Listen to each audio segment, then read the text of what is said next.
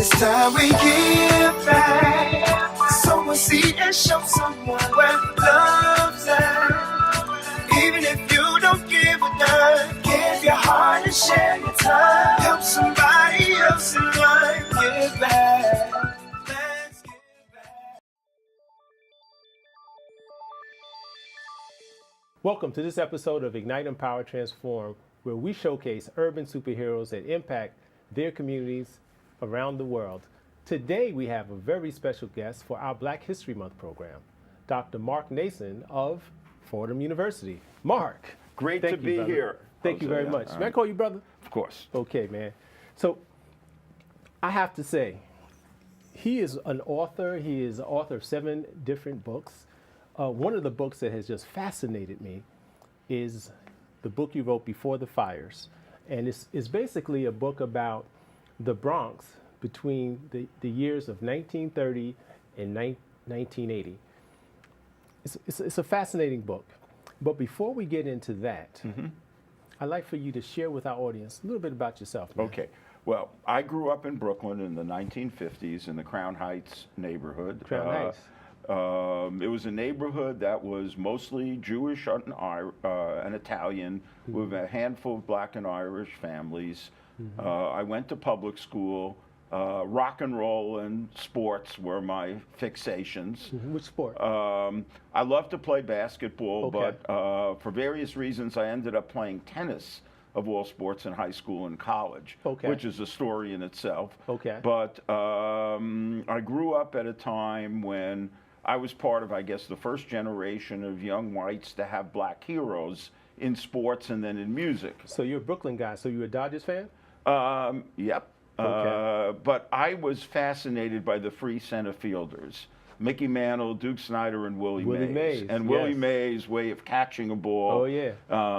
And in basketball, the player that I loved most to watch the most was Elgin Baylor, because he perfected the double pump layup, hanging in the air long enough to put the ball up a couple of times. Number 22 of the Lakers. Yeah. Now, I had a little bit of a weird upbringing because my parents were school teachers in a neighborhood of mostly blue-collar people, and they stressed academics. What neighborhood was that? This was Crown Heights, Okay, Lower Crown Heights. So they worked in the neighborhood that you guys lived in? No, they worked in, my father worked in Jamaica, my mother worked in Williamsburg. Okay. They were both teachers. Got you. But they were like the only teachers in the neighborhood. Got you. So I ended up skipping 3rd grade, which meant that I had to fight all the time. Okay. Because, you're the kid moving in, you skip the You're grade. the smart guy. Yeah, but fortunately, I had a pretty high pain tolerance. So if you punched me in the jaw, I didn't really pretty much feel anything, and then I banged your head against the sidewalk. Oh, so you could fight too? Yeah. I had to.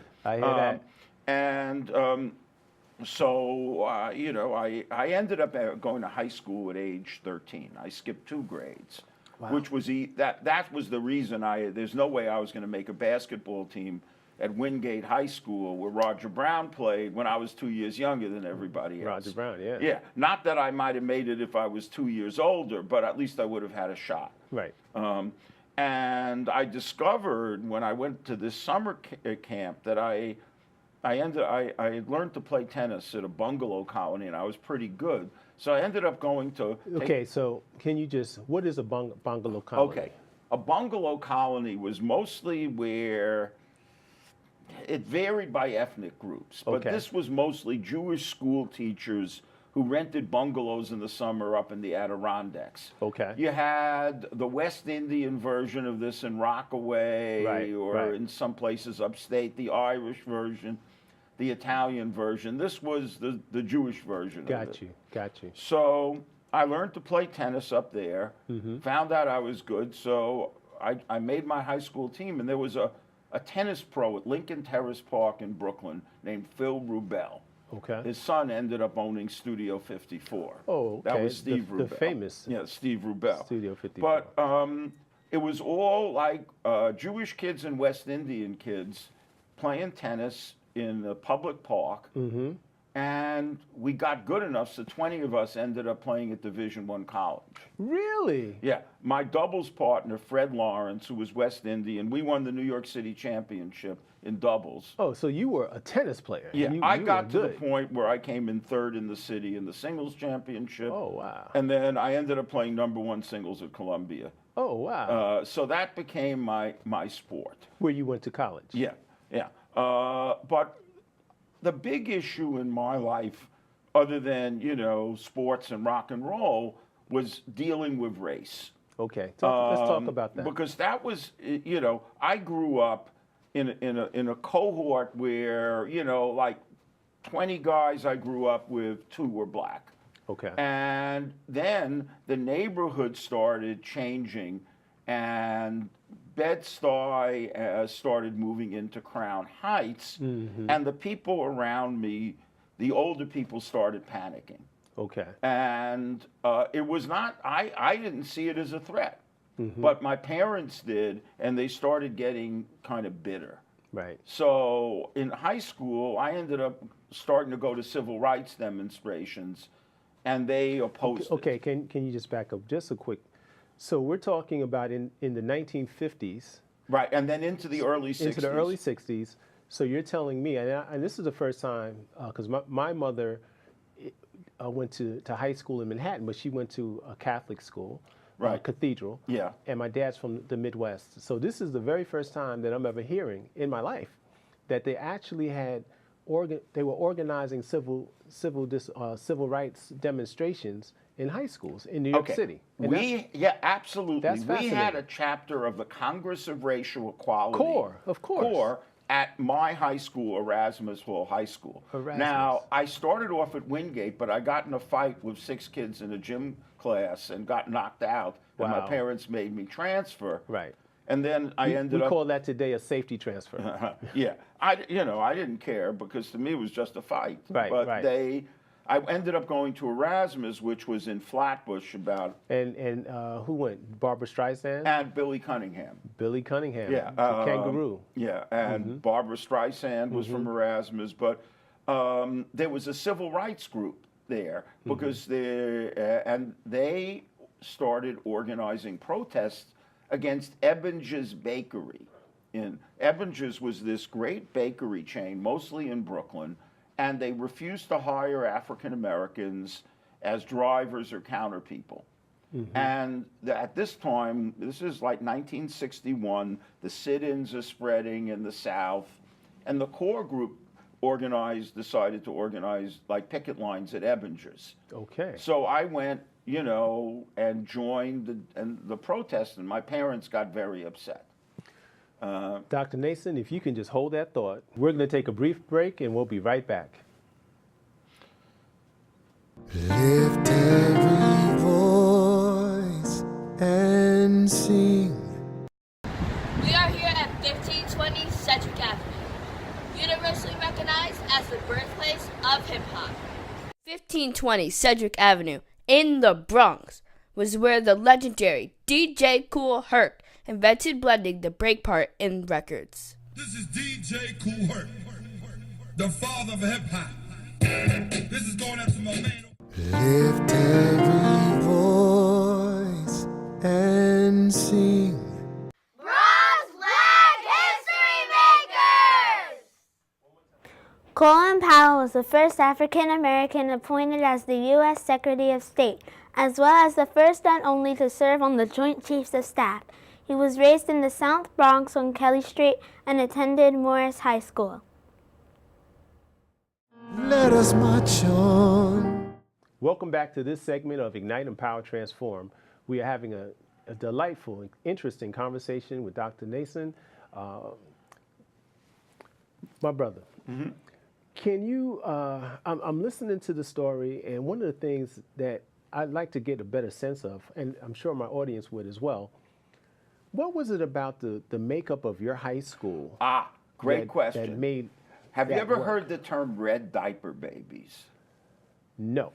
These were children of people who were close to the Communist Party. Yeah. And there was a critical mass of them in my high school, and they had grown up with the idea that racism was the great sin in American society. And even in the McCarthy era, they grew up listening to Paul Robeson and Josh White and Odetta.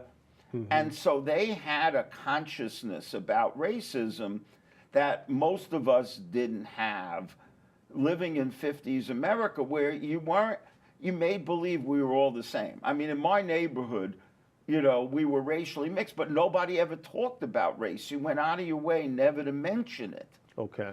And so there were these kids, and their parents had been activists, and when CORE started... So when we're talking about activists, this was after World War II. Yeah. And was probably in the late 40s, early 50s. Yeah, and their parents were still get involved in civil rights, even when you were being accused of being unpatriotic if you were doing it. Right. So this is when 1961, there were probably 20 students in my high school who came from this background, and they were the basis of the CORE chapter. Now, I knew them from my honors classes. I lived in two worlds. One of my worlds was sports, and the other was the school. Okay. Like, I was the only athlete in the CORE chapter. Wow. I was the captain of the tennis team. Everybody knew me. Okay. You know, but I also was attracted by these civil rights. Somehow I had this sense of injustice. Okay. And I also was offended that my parents were so opposed to black people moving into the neighborhood in larger numbers. Right. So it was like, it was starting to be a pretty big division between me and my parents. So finding a cohort who shared that sense of indignation about racism. So when you say cohort, are you referring to a white cohort? They're all white kids. Okay. This is what was fascinating is my black friends were mostly from the neighborhood and sports. Okay. And we never talked about race. Right. So the red babies were these white kids. Okay, got you. Whose families had been leftist and anti-racist were the ones who... You threw me off because you mentioned Paul Robeson. Yeah, but they were listening to Paul Robeson in their houses when you could get in trouble for that. Wow. Okay. It was like a whole different world, but I liked it. Okay. Even though they were not the kids I was playing ball with or even going to parties with. Got you. So I became used to like living a double life. Okay. And that continued when I went to college. Okay, and So you went to I went to Columbia. Right. You know, I always did well in school. I basically, to survive in my house, I had to. And I was a star athlete, so I went to Columbia. And right away, you know, I excelled in tennis. You know, I was the, you know, played #2 singles in the freshman tennis team. The #1 player transferred to UCLA. Right. And I was so overwhelmed by the work that I didn't get involved in the civil rights group at first. It was I found college hard. When did you start? 1962. That's when you started at Columbia. At Columbia. Okay. This 1963 was the year that everything changed for me. First of all, I read this novel by James Baldwin called Another Country. Okay. And it had a huge impact on me. Tell us about the book. The book, it was a very powerful story with black and white characters, but what I realized is if you were black, you had a totally different experience than if you were white. So I felt like, did I really know? So it sensitized you. It made you more sensitized compassionate. me to there's something going on here that I didn't realize. But I have to say this: you could be aware but insensitive. So it sounds like to me that there's something in you that was a natural part of your essence, a natural part of your being that made you be able to relate. I had an emotional connection to that. That's what I'm saying. And then the summer, okay, I get a job as a tennis counselor at the high school basketball coaches camp, where, you know, and where I'm hanging out with a bunch of other athletes who are attracted by the Beat Generation. You know, because that was the image of rebel. And you know, and then at the end of the summer, there's the March in Washington. August, yes. And I hear Dr. King's speech, and I said, I can't be a side anymore. I have to get it. And the first thing I did when I got to Columbia, I joined the core chapter at Columbia. Wow. And I went to East Harlem, and to the American Friends Service Committee, I started doing tenant organizing. Wow. And at the same time, So when you say tenant organizing, what's involved with tenant organizing? You go into a building where there are rat holes and terrible conditions, and people are they're desperate to live decently, and you do something to get the landlord to fix the building up. Mm-hmm. You use your skills, filling out forms, whatever is necessary, going to court, getting lawyers. So I spent a year doing that and actually helped get a building fixed up. Wow. But at the same time, I'm in a fraternity, a jock athlete fraternity. Which one?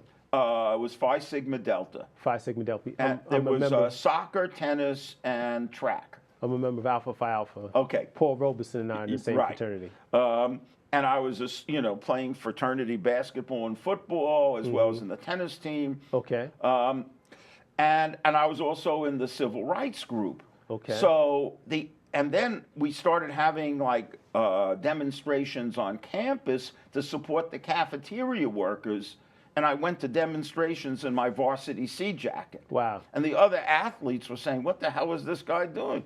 He must be doing it to get girls or something. That's not a bad thing, but you hold on to that thought, and we'll be right back. Lift every voice and sing. Morrisana is a historical section in the South Bronx named after the powerful Morris family. They owned at one time most of the Bronx. It was also known as the Harlem of the Bronx. It was the home of General Colin Powell, Dr. Vincent Harding, and Valerie Simpson. Bronx Black History Makers! Lift every voice and sing. Michael Blake was responsible for the grassroots efforts with electing our country's first African-American president, Barack Obama. Currently, he is an assemblyman in the 79th District in the Bronx and is the vice chair for the Democratic National Committee. He's also my godfather. Bronx Black History Makers!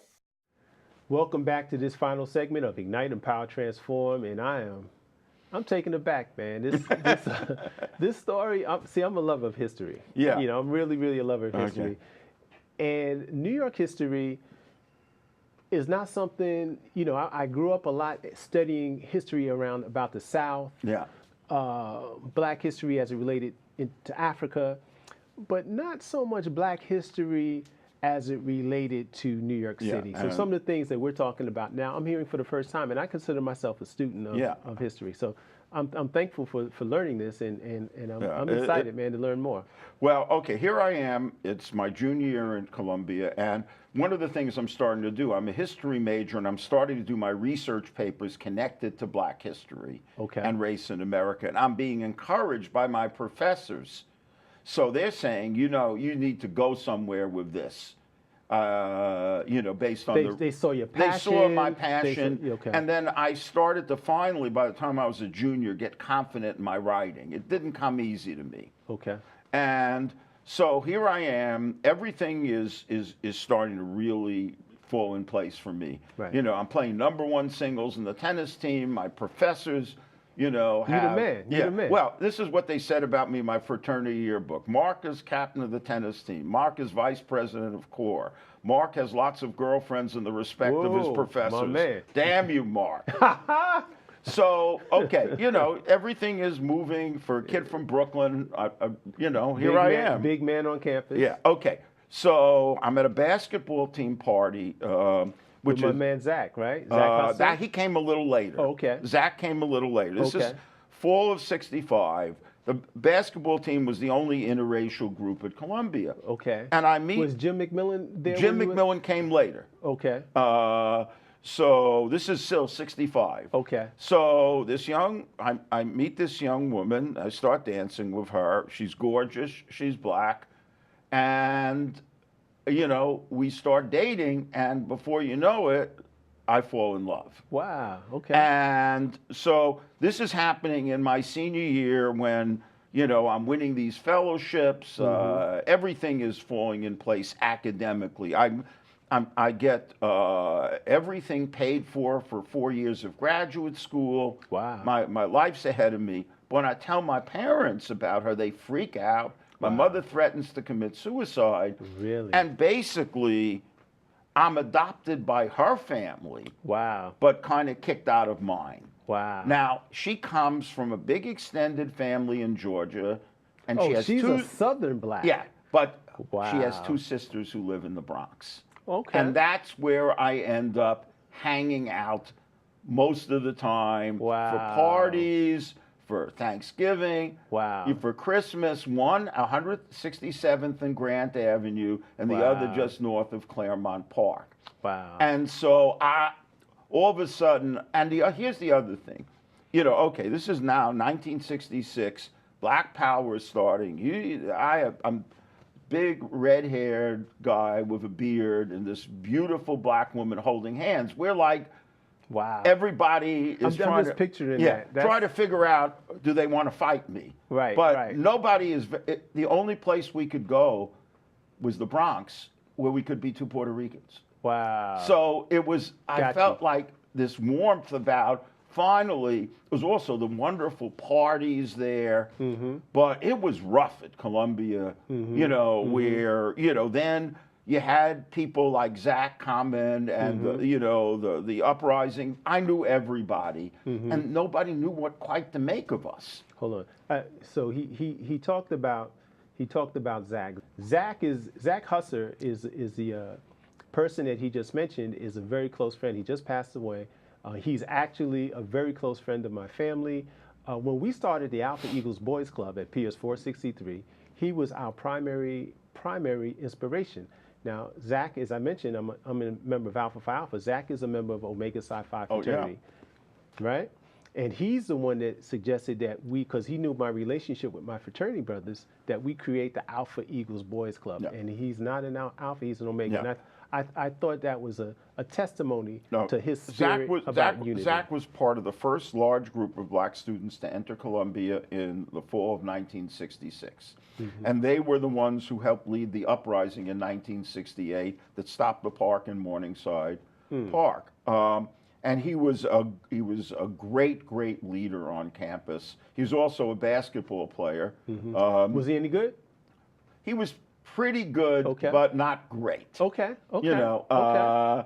He wasn't McMillan or McMillan was a pro. or Haywood Dotson Okay. or there were 3 pro level players at Columbia. Okay. And he was a notch below. Okay. He was a better leader than a basketball player. Well, that's part of it. That's part of it. And He played the point guard. he was a great guy. I mean, he had integrity and passion and courage. Yes.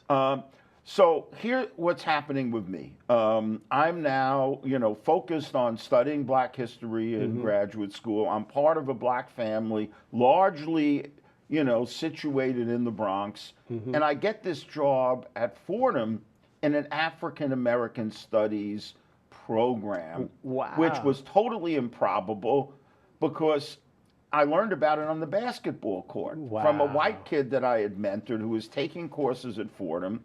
And he heard that there was an opening for a professor, and I sent a letter. First of all, I'm white, and if that disqualifies me, that's cool. Right. But if not, I've done X, Y, and Z. They called me for an interview and hired me, and Wow. I've been there for 48 years. Wow, man. So, the fact that it was in the Bronx was a plus. The fact that I could teach the courses I was passionate about. What are some of those courses? Well, the first courses I made up were called The History of American Racism and The History of Black Protest. Okay. And both of those courses were filled. Okay. And then I ended up teaching a course called Racial and Ethnic Conflict in the American City, a course called The Black Athlete and the Crisis in American Sports. Is that right? Okay. So I made up a variety of courses which had some kind of appeal. I did research seminars, but Fordham became my spot. And working in Black studies and in history became what I did. Now, Mark, brother, we're going to have to close this segment, and we're going to go right into the book. Right into the book in our next show. So, audience, we're going to have to wrap up this show. We're going to have a part 2, and we didn't even get a chance to talk about this fascinating book. But we're going to talk about it in our next episode of Ignite, Empower, Transform. And remember, if it's in your heart, do your part. Today's help equals tomorrow's hope. I love our youth. Thanks for watching.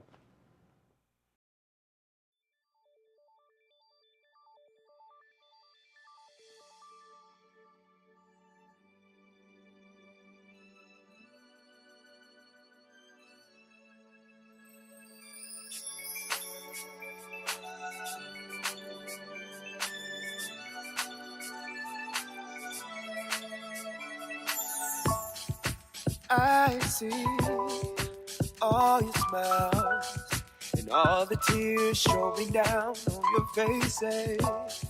But I know all the while it's gonna be okay, yes it is. Just open up your eyes, open up your eyes. The sun is soon to shine, the sun is soon to shine.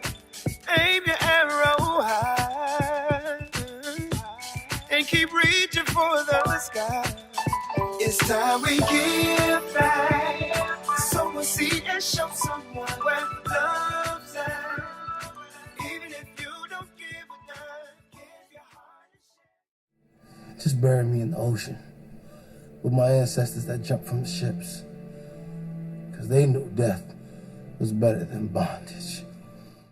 Lift every voice and sing. Bronze Flag History Makers! Dr. Vincent Harding graduated from Morris High School as class valedictorian. He received his doctorate from the University of Chicago. He was a civil rights leader and worked closely with Dr. Martin Luther King Jr., and he was a pioneer in the Black Studies movement. Let us march on. I already knew that I was going to go to college, from a young age. I definitely want to major in political science, become the mayor or something, make the situation better for other people. My name is Justin, and I am your dividend. Lift every voice and sing. Bronze Flag History Makers! Kerry Washington gained her recognition starring in the ABC drama Scandal as Olivia Pope, a crisis management expert. She's an award-winning actress who doesn't shy away from her Bronx roots. Let us march on. Lift every voice and sing. On April 3rd, 1968, Reverend Dr. Martin Luther King Jr. gave his final speech here at Mason Temple, and it was called, "I've Been to the Mountaintop." The next day, on April 4th, 1968, Reverend Dr. Martin Luther King Jr. was gunned down here at the Lorraine Hotel. Because I've been to the mountaintop.